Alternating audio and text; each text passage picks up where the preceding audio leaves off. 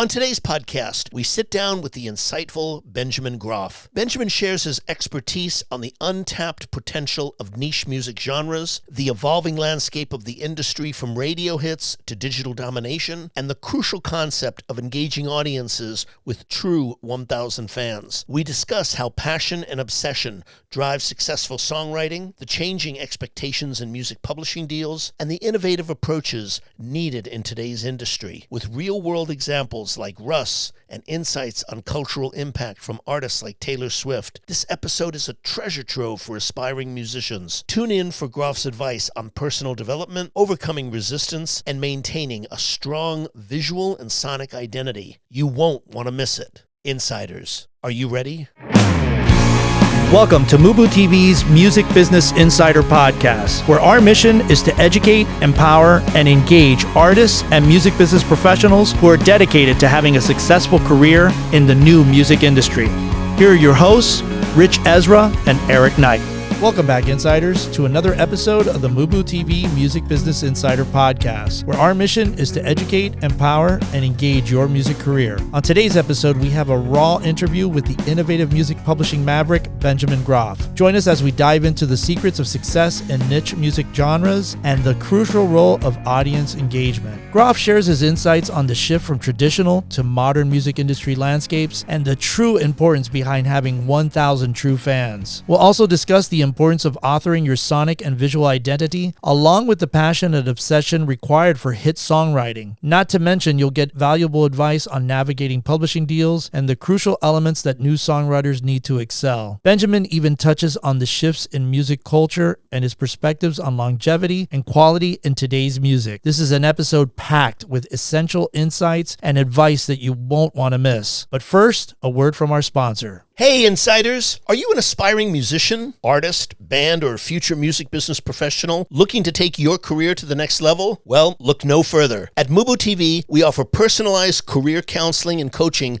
designed specifically for folks like you. Imagine having both of us by your side, guiding you through every step of your music journey. Our sessions are tailored to meet your unique needs, focusing on critical aspects of your music career, such as refining your songs, defining your artist story, identifying your target audience, and enhancing your social media presence, just to name a few. Whether you're just starting out or looking to elevate your existing career, we've got you covered. Our comprehensive approach ensures you get insights on everything from live shows to branding and marketing strategies. We understand that every artist is unique. That's why our coaching is personalized just for you. And here's the best part. We offer flexible coaching packages that fit any budget. Choose from individual sessions ranging from 30 to 90 minutes or save with our discounted 4-session packages. Experience custom sessions designed to enhance your music career with opportunities for greater savings when you choose bundled sessions. Investing in your musical journey has never been more accessible. Imagine the clarity and direction you'll gain after just one session. The feedback on your songs, the strategies to grow your audience, and the confidence to perform live, all tailored just for you. So why wait? Don't let uncertainty hold you back. Join us for your free 15-minute discovery call at book.mubutv.com for a transformative coaching experience that will elevate your music career. That's book.mubutv.com. Welcome back, Insiders. Today's featured guest is veteran music publisher Benjamin Groff. This was a fascinating conversation, Eric, because music publishing, it's not necessarily always the sexiest kind of, image-wise of what people or artists imagine. But man, Benjamin is one of the smartest, most insightful, and articulate people on the values around songwriting, around quality, and around education that I know. I mean, he's a great writer. He writes a lot of articles on this. He teaches this. And I was really glad that we had this conversation. He made such sense with a lot of the things that he talked about. The thing that I thought was most fascinating was his 5 pillars of success, where he talked about sonic identity, about, really developing a unique sound or voice that defines you as an artist, a visual identity, having a distinct style or aesthetic, hit songwriting, obsession. That was the one that really got me, was that whole thing about obsession.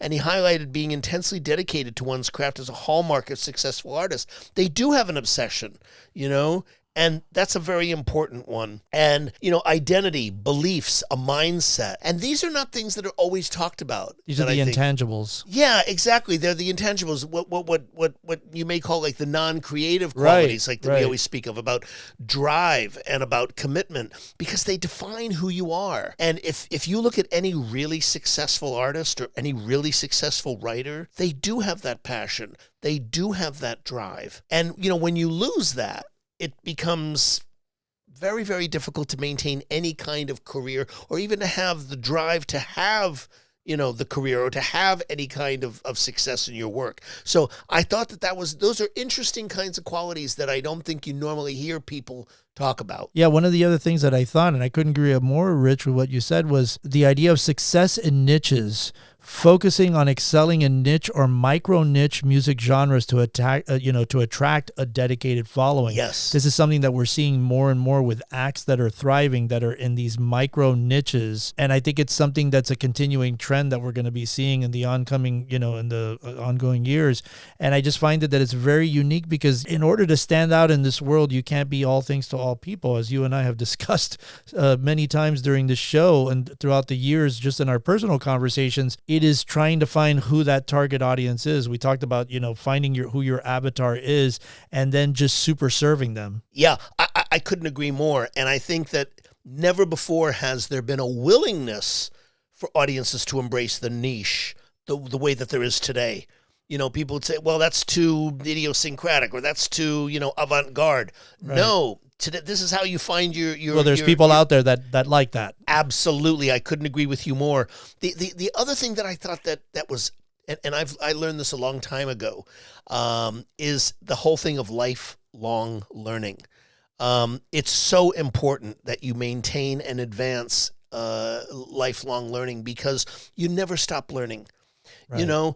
Tom Freeman, who's a great writer for the New York Times, talked about this principle where he said, people often say, like generations before where you had a job for life. He said, I believe today you can have a job for life under one condition, that you become a student for life. Right. And I believe that in the music business, that's crucial. And I learned that concept long before I ever came to this place in my life. And I learned that from Clive Davis, right, who never, ever took it upon himself that, well, I'm Clive and they'll come to me. Right. No, he was continually He went out of his learning. way, yeah. He went out of his way to constantly learn, constantly listen. Constantly meet the new songwriters. Not only the new songwriters, but also refining his ear. Not judging it against what he liked, but seeing what, like Pete Ganbarg talked about. What is it that they like? What is it that people are responding to? Right. And that's how you keep your ear contemporary. Ahmet Ertegun used to talk about that. Ahmet was the chairman of Atlantic Records, where he said, we hear a lot of hits, that would be hits for yesterday.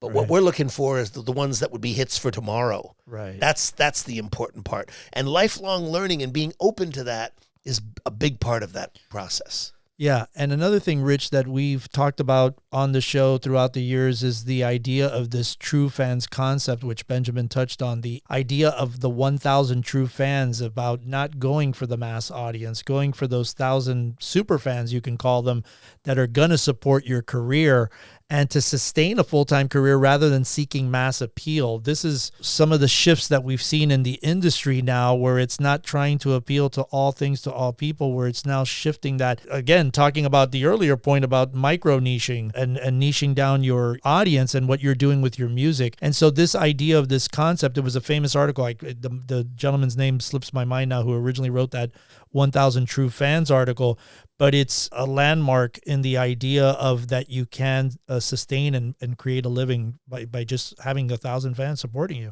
Absolutely you can. And on a deeper level, Eric, I believe that the point you're making is even more significant in an era where I would say to what you've just mentioned is that it has completely redefined what it means to be a success in today's market. And with that, insiders, sit back, relax, and enjoy our featured conversation with Benjamin Groff. Benjamin, welcome.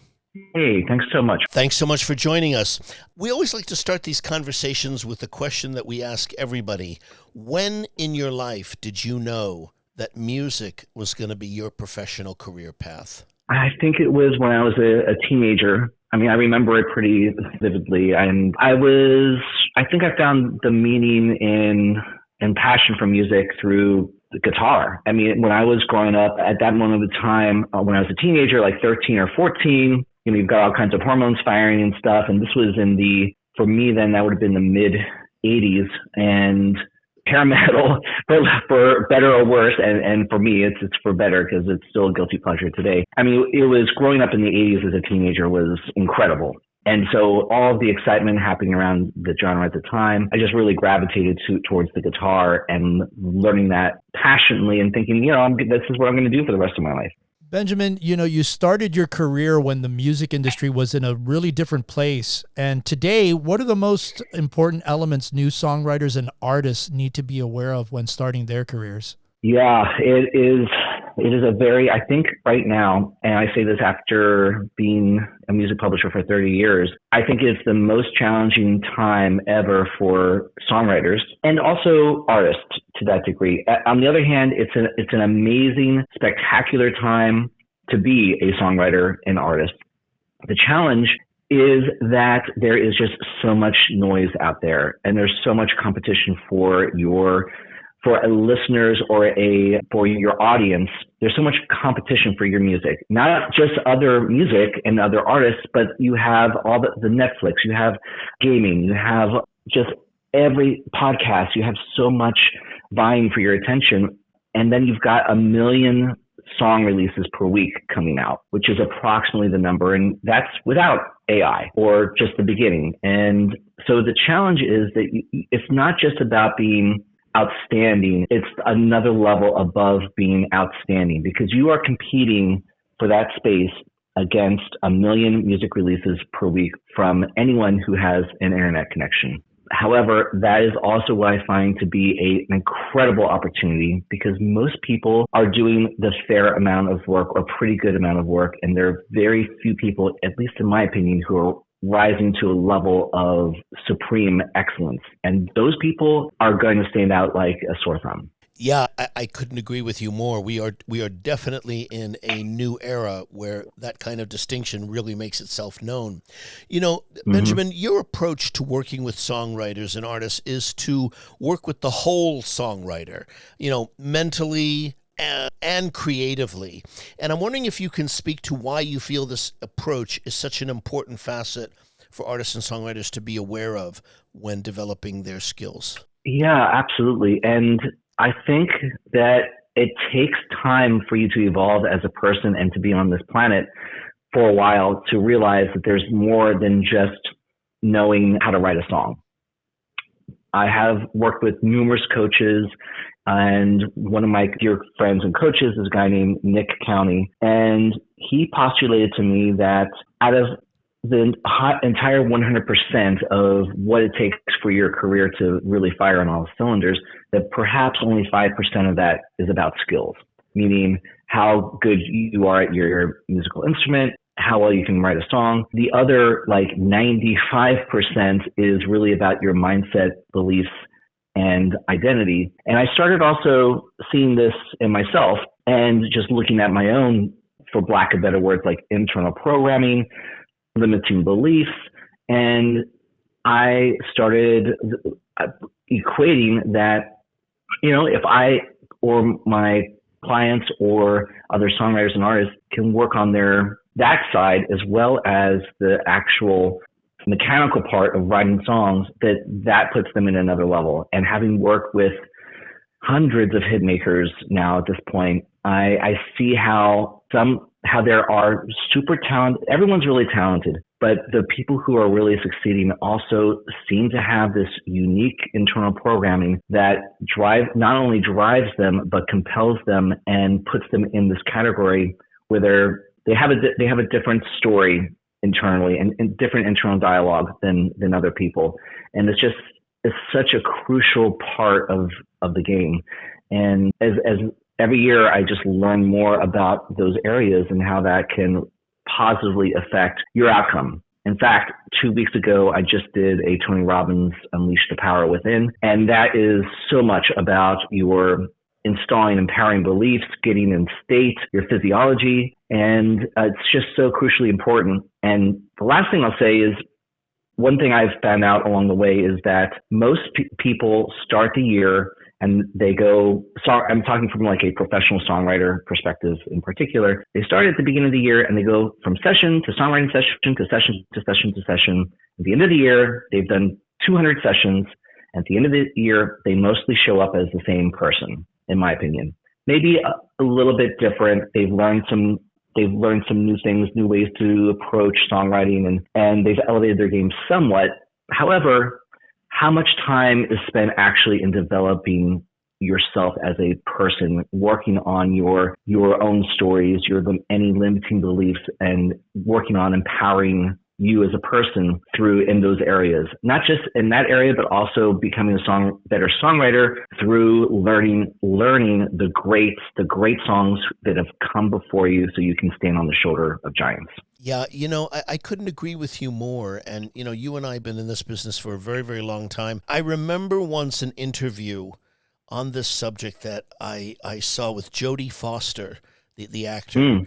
And it was fascinating because she spoke about the very essence that you spoke about within the acting field. They said, Jodie, we haven't seen you around for a while. It's been like 4 or 5 years since you've made a movie. Mm. What's been going on? And she said, I do not believe in living my life on movie sets. She said, right. Some of my, I guess she said, cohorts, which will remain nameless, literally live their life on one movie set to another movie set to another movie set. Sure. She said, I believe I need to live life. I need to have a life in order to bring something authentic and unique to the work that I do.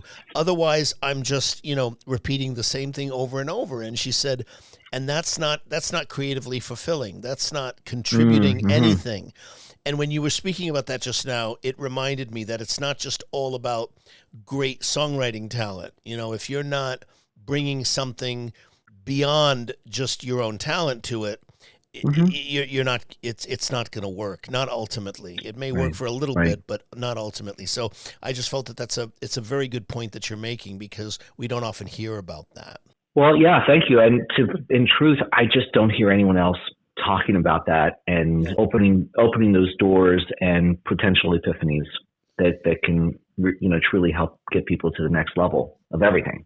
Benjamin, how do you feel the shift from a one-size-fits-all music industry of the past to the various niche markets of today alters the concept of mainstream success for writers and artists? Yeah, that's a tremendously great question. And I really believe that if you can excel in a certain niche, in even like a micro niche, and you are one of the, top 10, top 20 artists in that niche, and even beyond that, depends on the niche and how small that micro genre or microcosm is. But it used to be in the traditional music business is that instead of those million songs competing for your attention, there were about 40 that were being plugged to radio and trying to get commercial radio ads. And there was a very broad spectrum. Just like when I was growing up, there were 4 television stations. And now you have your cable box that has 1,000 slots in there.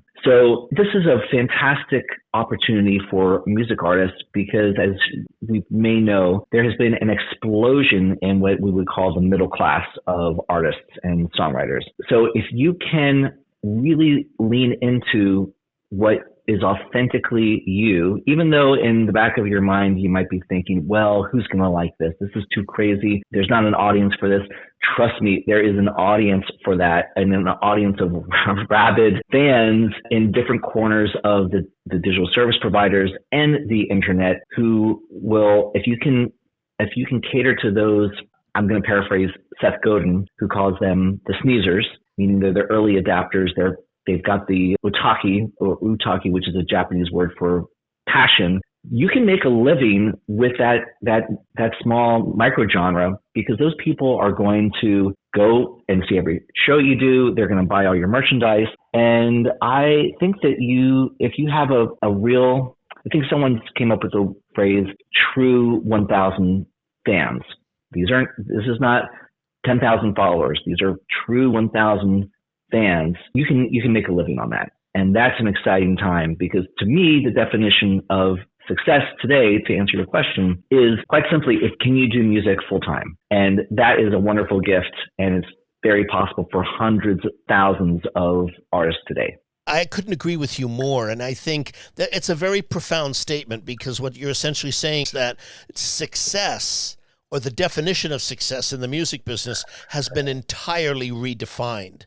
That whole entire concept has been redefined. We used to define success as massive hit records, big album sales, and big and big ticket sales. And we don't live in that world anymore. I mean, we have artists now who are earning, good 7-figure livings, who half my classes at Musicians Institute have never heard of. Okay. Yeah. And yet they're selling out the Hollywood Bowl. I mean, it's I'm serious. There was an artist named Russ, who, you probably know, and half my class had never heard of him 2 years ago. Mm-hmm. And I only brought him up in the class because he had just sold out the Hollywood Bowl, which is an 18,900 seat venue. Amazing. Which was not 4 blocks from where I was teaching the class. So it's a very, very important point, to what you're saying, is that, you don't have to be at the Taylor Swift level to be qualified as a success. So not at all. Yeah. Yeah, exactly. I want to ask you, you come from the traditional model of the major music publisher, and you've had many years of experience in that, which is what so many writers, and artists feel that they want to strive for, without really understanding what is required from them, both creatively and business-wise. And I'm wondering if you can speak to the reality of that perspective. Like anything, there's the overnight success stories that took 10 years to happen. And that is, I think, to manage people's expectations, if you're going into this business and being immersed fully, one thing I would say is that I have a 5-point checklist for artists that they need to have these checklists, these elements on them. And it applies also to songwriters. And one of those is not just being very excited about and passionate about music and making music, but it's about being obsessed.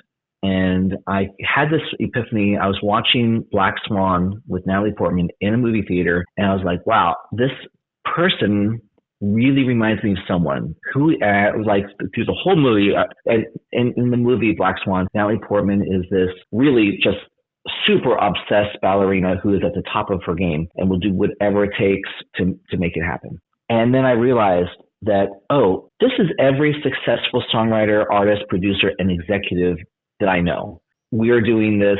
We are putting in 10 to 12-hour days, but it's not work. We're passionate and obsessed in a healthy way. In the movie, she turned out not to be so healthy in her obsession. But to answer your question, that level of desire and obsession is critical. It's the idea of, I think a lot of people don't have an understanding who want to be with a major publisher, like what is expected of them.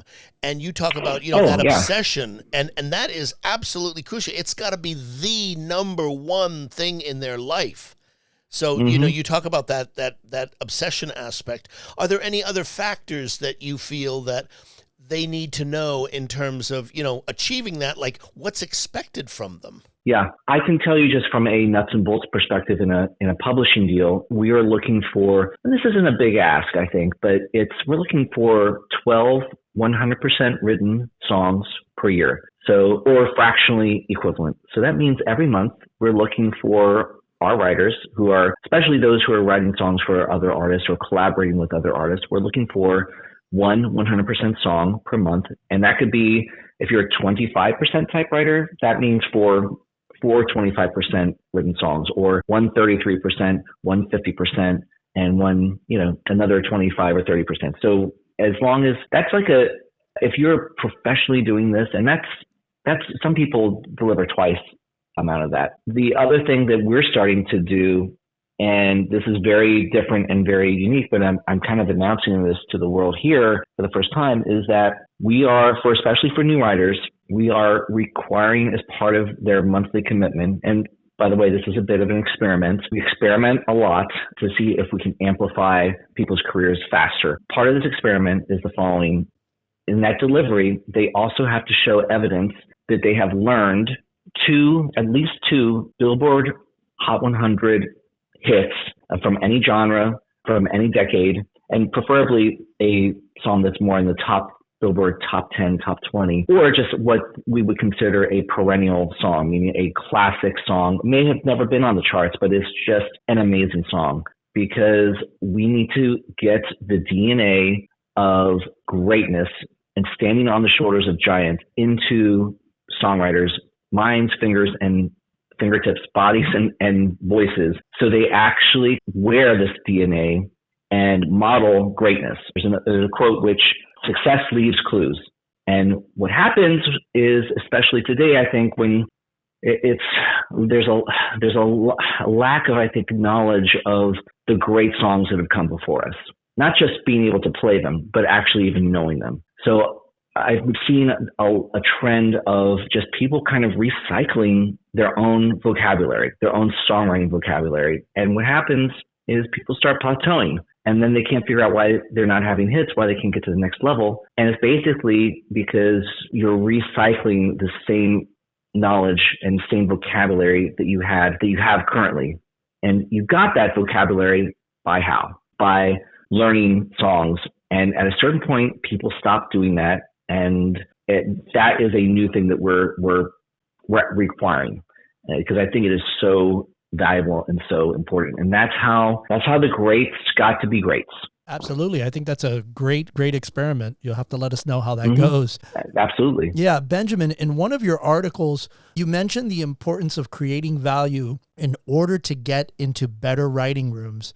How do you define value in a songwriting context, and what specific actions can songwriters take to cultivate that value?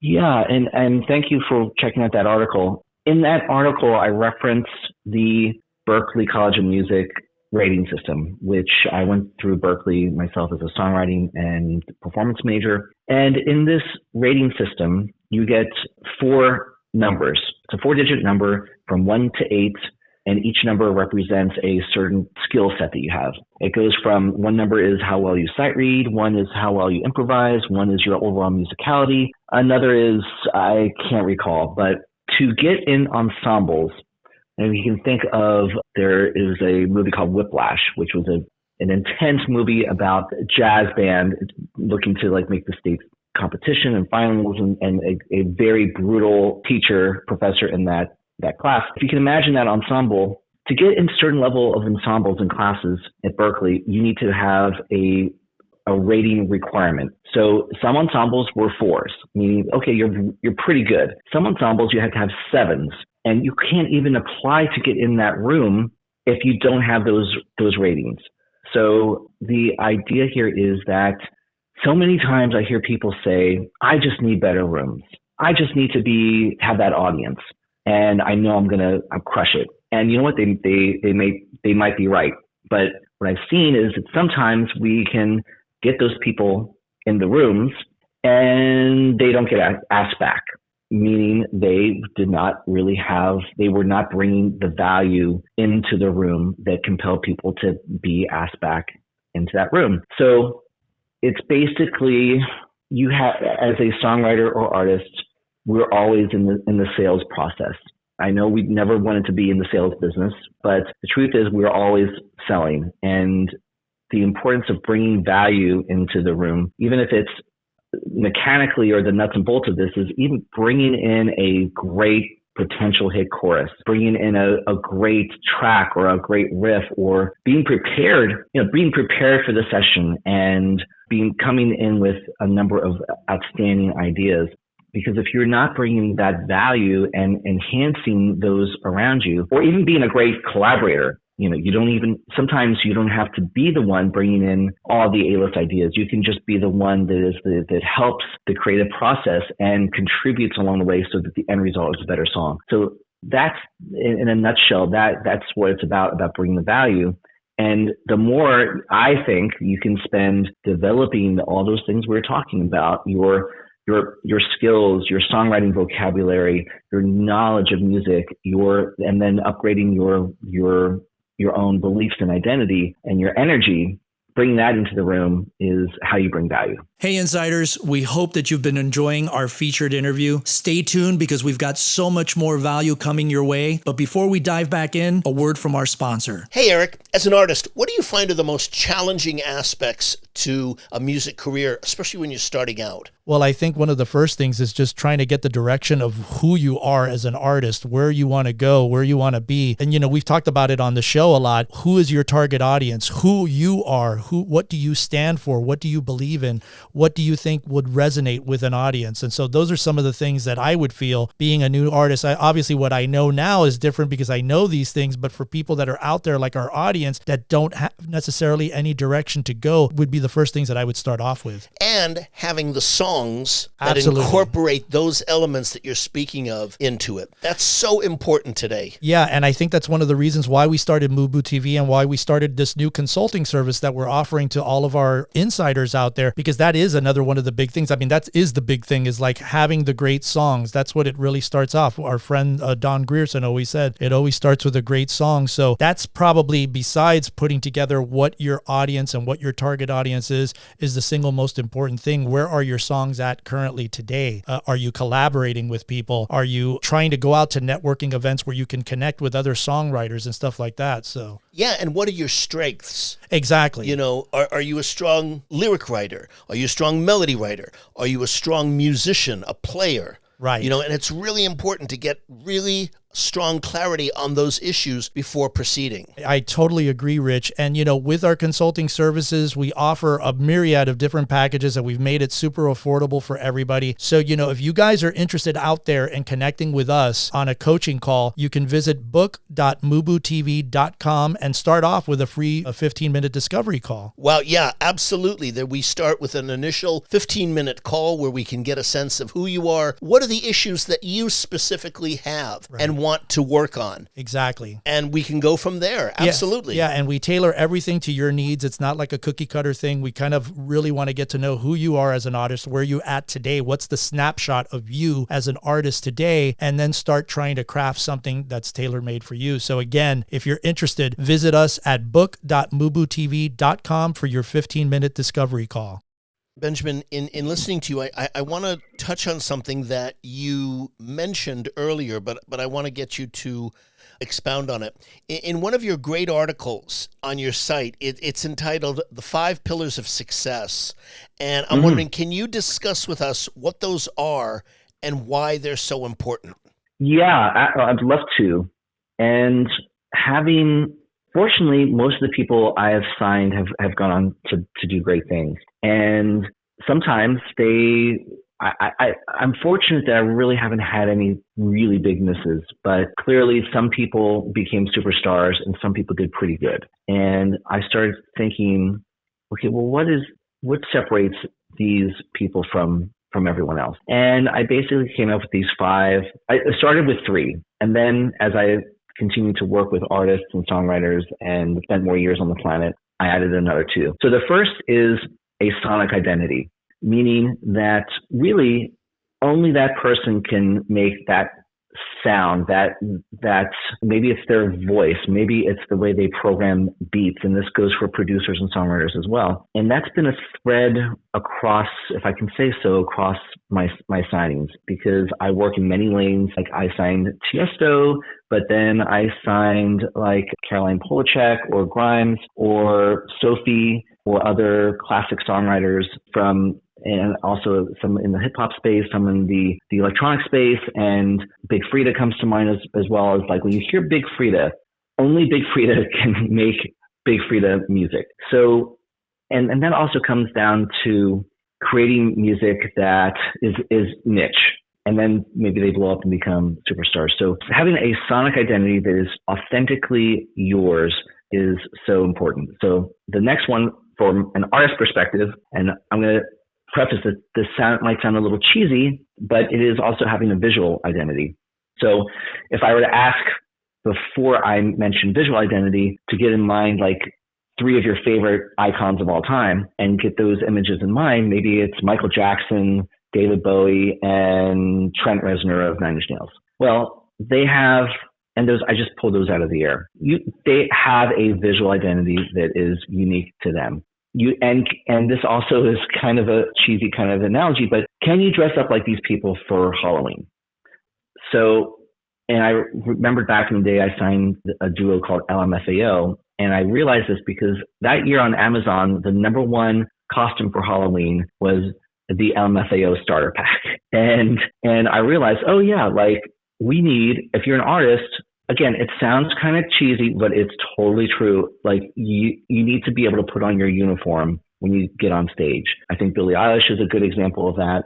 Or going back decades, it's Madonna. So we have sonic identity, visual identity, and then clearly, can you write hit songs or songs that are meaningful to become perennial copyrights that the people love? And can you do that consistently? Number 4 would be, we talked about this earlier, but it'd be obsession.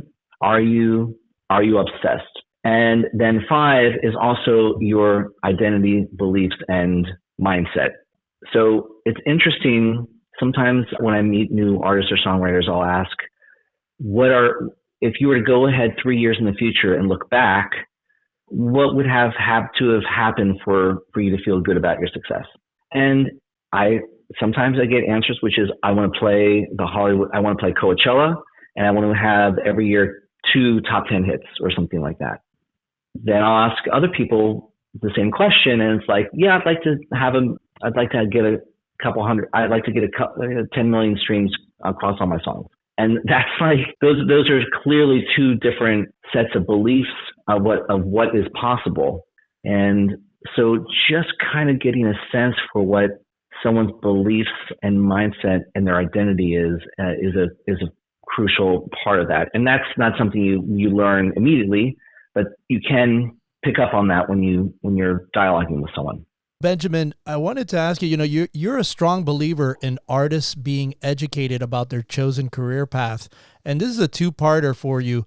What do you think of the claim that there are no rules in the music business today? And how do you feel this lack of constraints benefits or hinders artists in their creative processes?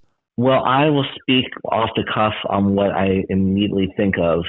And I just had a meeting yesterday with an artist who, we're about to sign, and we're definitely on the same page on this, is that say what you will about major labels and A&R people who generally get a bad rap, and that they are there's so many stories about the A&R people sending people back in to rewrite the album, or you don't have a single, or not releasing the records because it's not ready yet. But I will say that this is me personally. If I were able to go back to the old music business style of where you had, for lack of better words, we'll call them filters. You had really strong A&R people who were hired to identify talent and also support and nurture them. So the A&R, it stands for artist and repertoire.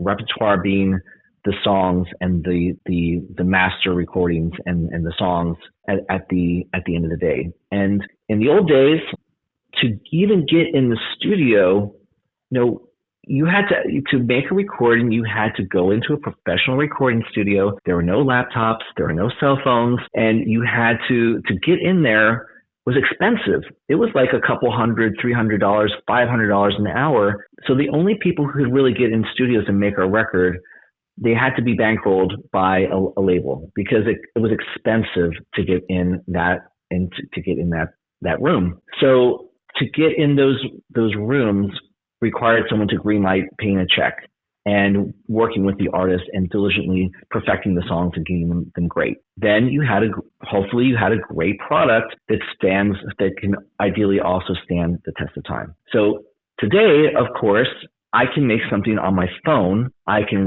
do everything on a cheap laptop with whatever plugins and native instruments on my laptop, and I can upload it to Spotify without any coaches or any A&R people or any guidance, and it's up there. Now that is on one hand, that is fantastic. clearly. We know so many artists who have excelled and have had great success with doing that. And that is clearly amazing. It is awesome.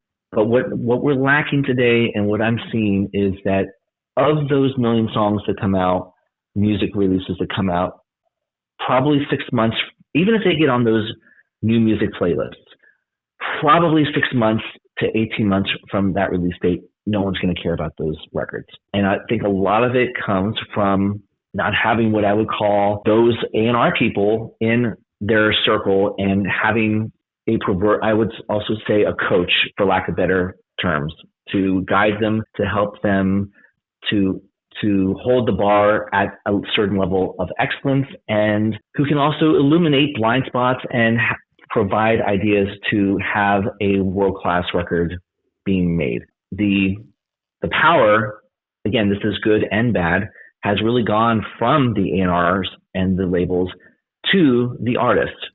So the artist can make what the record they want to make. They deliver it to the label. This is it.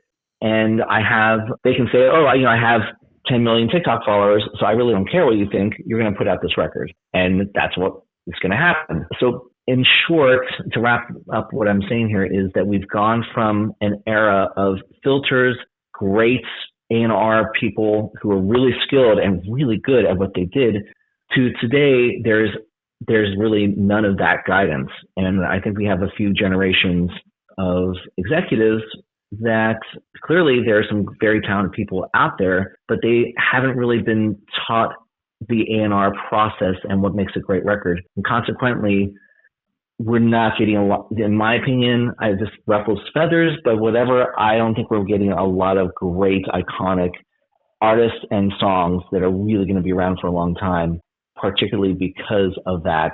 And I know I'm going on here for a second, but the evidence of this is the Billboard Hot 100. The top 10 right now has been the most stagnant in the history of Billboard magazine. And I think Billboard is like 100-year-old plus charts. You go back 100 years plus. And simply put, I think we're missing out on that process.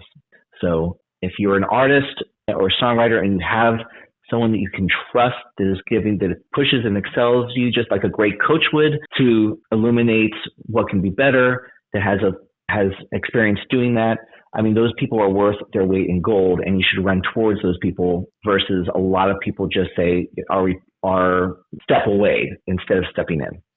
What's so interesting in listening to Benjamin is, there is a certain level of what you're saying that I completely agree with. And I see what you're saying has complete validity.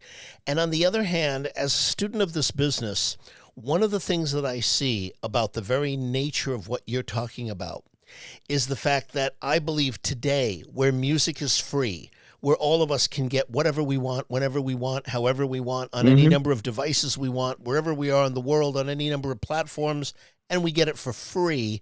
I believe that one of the things that has occurred, and this is especially true with youth culture, and they're not even conscious of it, is the fact that I believe and you spoke about this in an indirect way before, the very values around music and especially around artists, which is what you've been talking about for the last few minutes, have radically changed. I believe that, the songs and the music is one part of it. It used to be a bigger part in the past, but I believe today, and what I see today, I'm curious to get your opinion on this, is who are you? What are you about? Where are you coming from? What do you stand for? What don't you stand for? That those factors, whether the audience is conscious of them or not, especially youth culture, are mattering more than they ever have before in terms of artists that are successful. Now, I'm not saying that you can't have hits, but I'm saying that those factors, I think, really, really matter today in ways that they didn't when music had a stronger economic value. Oh, yeah, absolutely. And speaking of values, I'm going to credit someone who's kind of been a publishing mentor to me and always has had great answers whenever I needed them. It's a guy named Steve Lindsay, who we've had him on the show. Yeah. Yeah. Yeah. Steve, I get so many great insights from Steve, and he's one of the best developers of talent out there. And he really believes that, again, I'm crediting Steve with this, is that clearly you need to stand for something, or what is the culture around you. And that is also part of the probably becoming this number 6, not in any particular order as far as that top 5 checklist. And culture drives so much as far as an artist who just has a really great song and versus someone who stands for something. So if it's the Beach Boys, they're standing for surf culture, or if it's Billie Eilish when she came out and standing for everything that was not Britney Spears, Katy Perry, or Kelly Clarkson, who also are fantastic artists, but clearly Billie stood for something else. Or if I mentioned Nine Inch Nails earlier, like that's a whole different culture. And one of the other barometers I just realized, or I'm playing with, is that you have culture. I'm cautious to say this because people could plug holes in this a lot, but you kind of know if you have culture if you're going out to see the artist you are going out to see, and you have to figure out what you're going to wear for the night, like to be in the family and to be in that cultural climate. That's one thing. But it's like, people often will talk about Taylor Swift, who, she stood for, in the earlier days, she's like stood for the young girls and teenagers that had their heart broken and were a little lost, to the empowering, independent female. Taylor stood for those young ladies and and guys and everyone that believes that message. And that's one of the reasons why she's Taylor Swift, and why maybe another one of her competitors or colleagues is just a girl with a song. Benjamin, in your article, which I love this title, Why Your Live Show Sucks, yeah, you write that today's artists need to have a more compelling live show than in the past. Would you elaborate more on this? Well, I don't know if it's really comparing today to the past. I don't know how many live shows I've seen, probably 10,000 live shows, if I were to guess, between everything. And I've seen some of the most amazing shows ever. And what I noticed is I started to not enjoy going to see live music because it was kind of a drag. I had to go there, find parking, wait, get into the venue, wait some more, and then the artist goes on stage, and most live shows today, they play the music without making a mistake, or maybe if it was really good, they perform the songs competently, and then people clap for that. And I find that to be extremely boring versus being the level of entertainment, of being in awe, and being part of that, stepping into that culture and that party. Or maybe it's not a party, maybe it's something else, but stepping into a room and being floored by a live show is more rare these days. But I will also say that a number of the key signings I'm looking to do right now, they have nothing to do with TikTok. But they have everything to do with the live show and the culture around those live shows. And in fact, one of these bands, the merch line was the longest merch line I've ever seen, and wrapped around 2 levels of the venue just to get a t-shirt, because people want to be a part of that culture. So I wouldn't say that shows in the 70s or 80s were necessarily better or worse than those artists that I'm floored by. And there's a certain level of energy and explosive dynamic when you walk in to see them. But I would also say that there is a certain level of musicality in the 70s and 80s that was incredible compared to today. If you're talking about a band called Yes or Van Halen or Fleetwood Mac, I mean, you had to be monster musicians to be in those bands. Yeah, no, I couldn't agree more. I as you were speaking about that, I was thinking of, some of the greats that I had seen that fit that quality that you were talking about, where they just came out, and it wasn't about performing the songs competently. It was about an experience. It was about, getting their energy of where they are. I remember, I saw Led Zeppelin twice.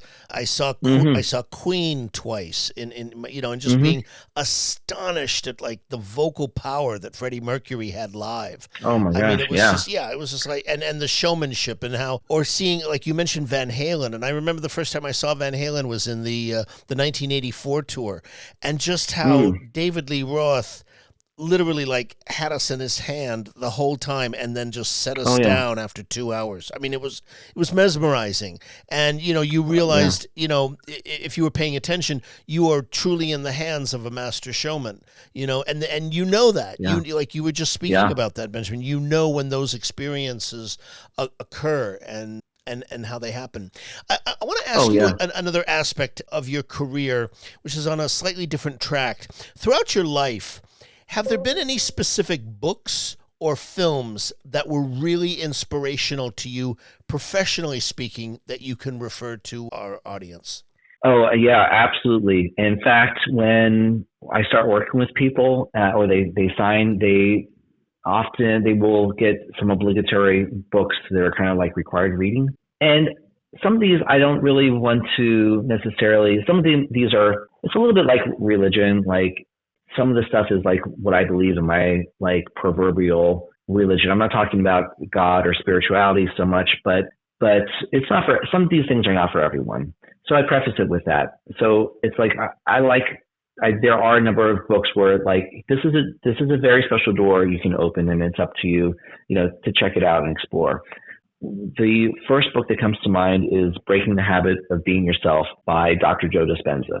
And this is a book about, this is pretty woo-woo, but it's about manifesting. It's about the quantum realm and bringing your most ideal version of yourself and your existence into reality. And fortunately, I've been able to spend 2 weeks in person with Dr. Joe, and this is a transformative, amazing book for anyone who wants that. Another one is The Purple Cow by Seth Godin. This is all about taking the dangerous or risky leaps and standing out and being a purple cow in a field of black and white cows and being remarkable. Those are two great ones. Recently, I also read a book called 10X is Easier Than 2X, and that's by one of my past coaches, Dan Sullivan and Benjamin Hardy. The two of them also wrote another amazing book called Who, Not How, and that's a great book for anyone who's an artist who's trying to do it all. And today, I'm pretty sure Stevie Nicks did not have to make short form video content every day and post it online during, in the 70s or 80s. But part of that book is, instead of asking, how am I going to learn how to make a lyric video? How am I going to learn how to crop this image? How am I going to, get playlisting? Instead, the great movers and shakers of the world are great who-ers versus great how-ers, and finding the who's in your world that can move the needle. So those are a handful off the top of my head. Clearly, everyone seems to be raving about The Creative Art by Rick Rubin, which I have not yet read, but I hear it's great. Benjamin, what advice can you offer to those who are seriously committed to building careers for themselves as songwriters and artists?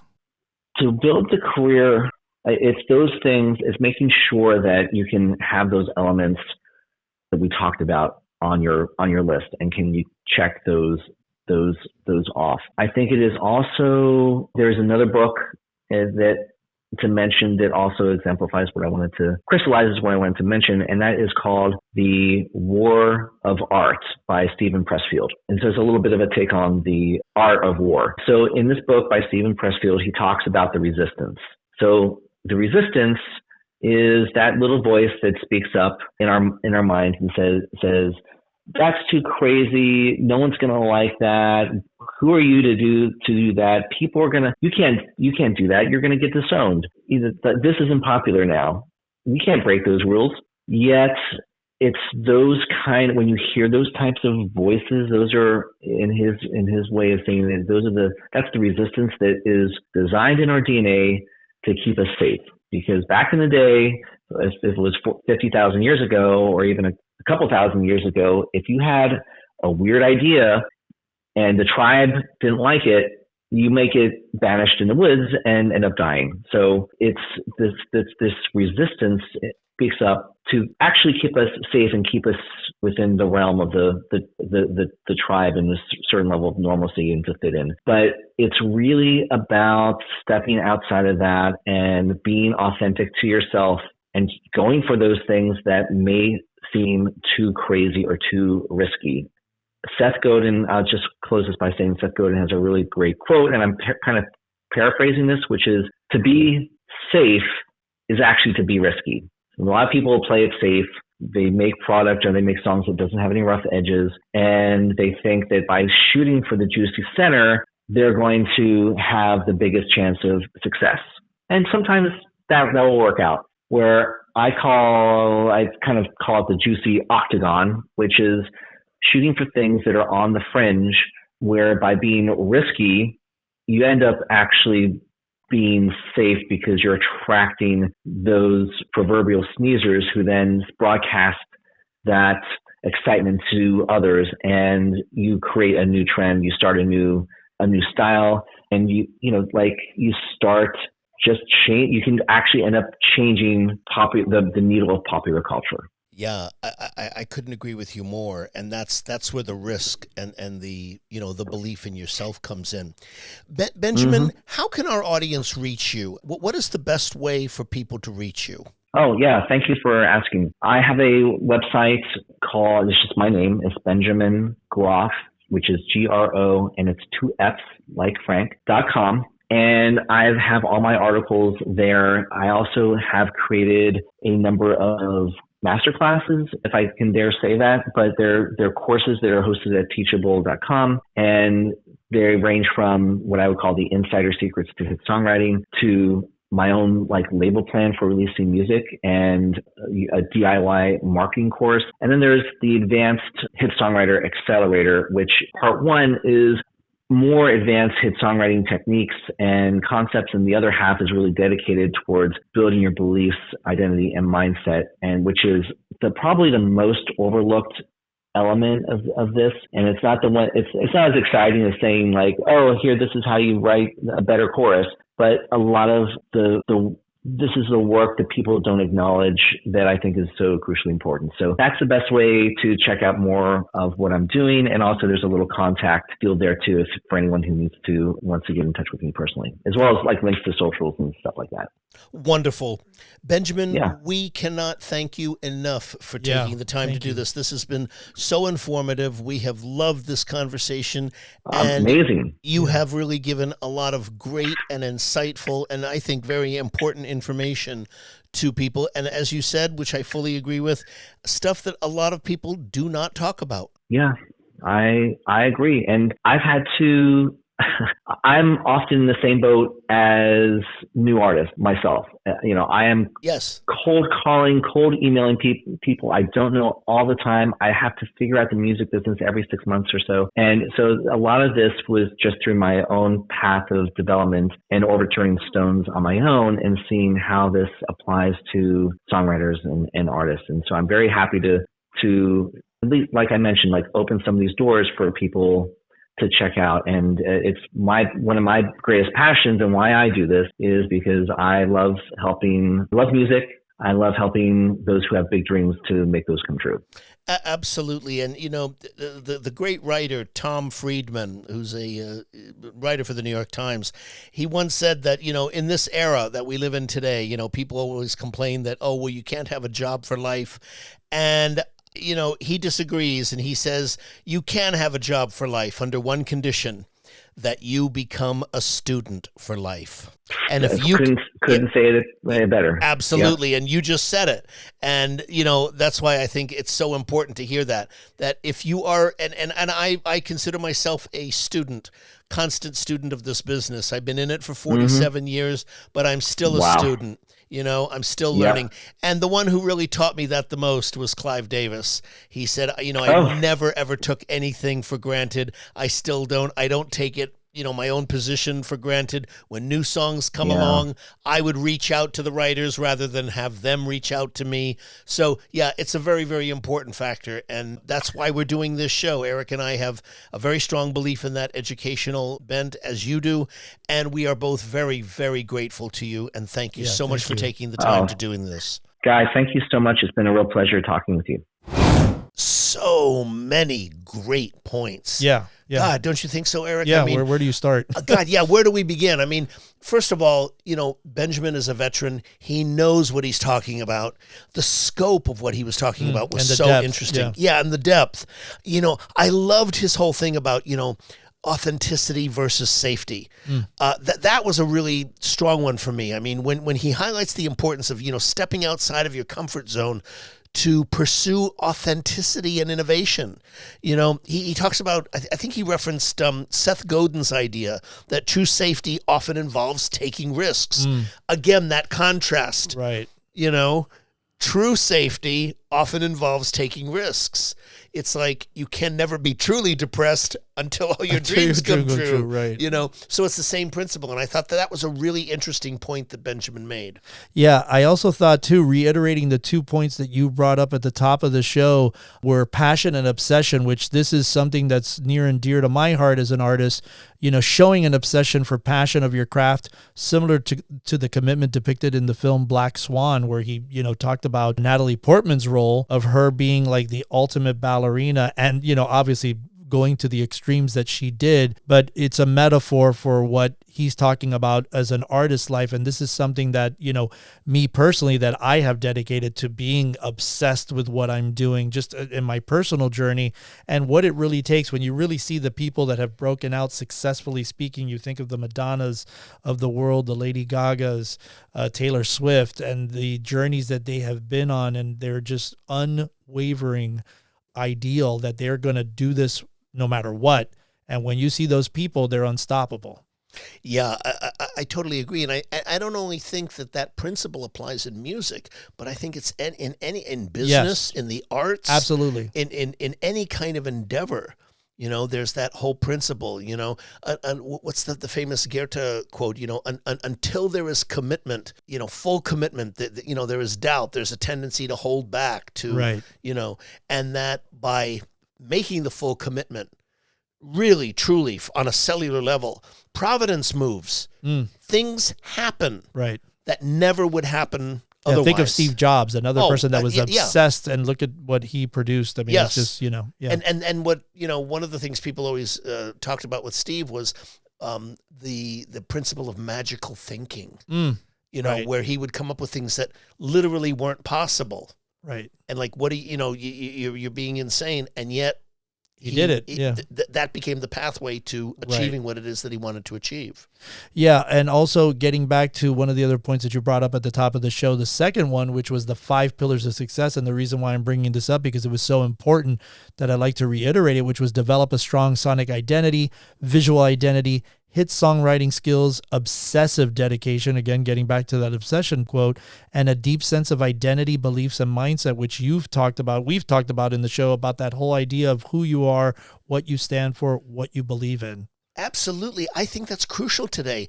And it's interesting you bring that up because I think that that's a principle that is not conscious. It's not like somebody can point to that and say, that's exactly what's going on. It's something that I have just observed in my years in the business when I saw that the attraction to an artist was one thing in a different era. Right. And that when I look at successful artists today, without judging the quality of the artist, there's not a judgment here, but on what is connecting, free of judgment, those characteristics that I always talk about, who you are, what you're about, where you're coming from, what are your values, what do you stand for, is definitely present. And finally, the thing that I think, I guess it's one of the most important things, and it's a thing that bonds us, you and I, and this show, to what Benjamin was saying, was the value of education. Right. The value of people learning their craft. We are in such a profound transition in this industry right now, in many ways, creatively, politically, socially, culturally. and we've talked about many of the subsets of that over the years, you and Right. I. And I see that happening now. And never before have I believed stronger that artists who want a career, and again, you and I are always speaking about people who want a career in the business, not people who want this as a hobby or whatever, but want a career. That educating yourself is absolutely crucial. It's part of that journey. And you must have that kind of obsession, that kind of commitment of which there's no turning back. If this is to be your life, if this is to be your career, then you have to become a lifelong student. No two ways about it. Hey, Insiders, thanks so much for tuning into this episode. We really appreciate it. To get show notes, links, and everything that was mentioned during this interview, head on over to our official website at mubutv.com/podcast/show notes. If you're enjoying the content and what we're doing here on the show, please subscribe to the podcast on Apple Podcasts, Spotify, or wherever you listen to podcasts from. And don't forget to rate and review our show at iTunes. 5-star reviews are always welcome and help to ensure that our podcast stands out on the top-rated and new and noteworthy charts on iTunes and our space. You can also find us at social media at Facebook, Instagram, TikTok, and Twitter X, all ending with the handle MUBUTV, which is spelled MUBUTV. Don't forget to catch our flagship show, the MUBUTV Music Business Insider video series, airing every week on YouTube at youtube.com/MUBUTV. This show was produced and created by Rich Ezra and Eric Knight. Theme music by Disciples of Babylon, and be sure to tune in next week for another episode of the MUBUTV Music Business Insider Podcast.